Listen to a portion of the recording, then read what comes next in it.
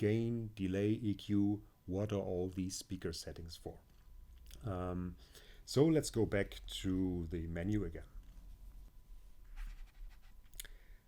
Let's go in one of the speakers. Basically, the setting is similar for all the speakers, and you will see several points here to set. One of it is gain. Now, this is not the gain if you want any of the surround channels or front channels louder than the other. Remember, we are not yet here in the sound tuning or how you want the sound be in the room. This is about setting your loudspeakers and the amplifiers of your loudspeakers. So this gain setting is, for example, if you have different amplifiers for your speakers in your system. And if one amplifier is much louder or has much higher sensitivity than the others, then you could address that in the gain settings here. That's what it is for. If all your amplifiers in the system for the front speakers, for the round speakers, for the height speakers are the same, you don't have to do anything here. But if you know that some amplifiers are different or louder than others, then you adjust this here in the gain settings. Then again, we will find amplifier delay. This is the same what I just explained for the subwoofer. If you know that some of your amplifiers have a delay which is different to another amplifier, then you have to address it here. If all your amplifiers are the same, you don't have to do any delay in here, even if they have, because it's in relation to the other amplifiers. One example is we had one case where someone had class AB amplifiers for the left and right speakers, and later he added another amplifier because he expanded his system to a surround system, and he added a class D amplifier for the center speaker. But every class D amplifier has a slight signal delay. So his left and right class AB amplifiers had 0 delay or latency, and the class D amplifier had a slight latency. So of course the front and the center speaker were slightly out of phase with each other in time. So it's very important, if you have different amplifiers, check the delay, check the latency, and put it in here.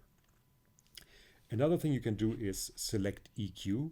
So select EQ is you can, normally you can leave this alone, because this is really an EQ if you want to change the sound character of your speaker and you already know it. Normally you can trust the loudspeaker designer that they did a good job, and you don't have to put on a different EQ on top of that. So my recommendation is to leave this alone, unless you have a speaker where the speaker manufacturer recommends to put on a certain EQ.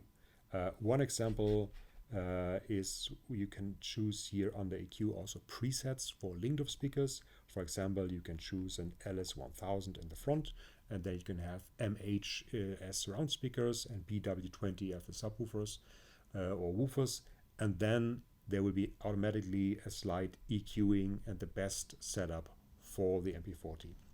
But apart from that, you can set this, leave this alone. Also because you don't know yet how it will sound like. So I would never put any EQ here before you've even done Room Perfect and finished the setup and listened to a few movies or music. Then you know that you can do something, but that I would do in the voicing, which we will come to later, and not here in the EQ. So better leave the EQ on neutral. Then we can see some other settings here. Use natural roll-off.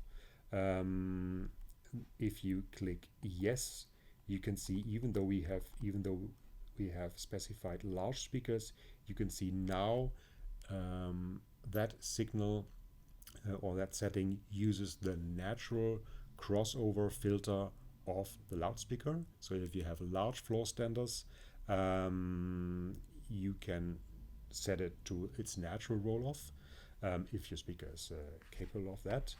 And the large speaker settings, which we put in here in the menu, of course, that missing low frequency, it will still be taken and put into the subwoofer.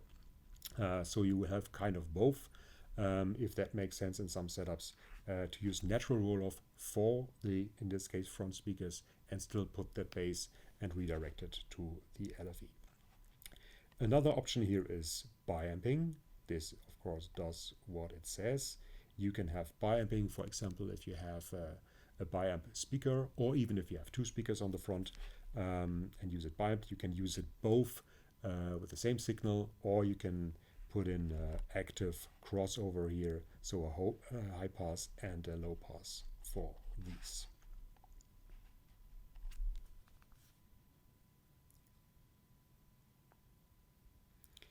Okay, that's it. That's the speaker setup and the speaker settings, or I should say speaker settings and amplifier settings, because it's really both. And the next step in the menu, remember it's top down, is verify speakers. So in the menu we have speaker setup, and then we have verify speakers. And verify speakers, you can really test or check that you have done the right connection to the right wiring. It will play a signal through every channel, and you simply listen that you've done the right thing and connected it the right way.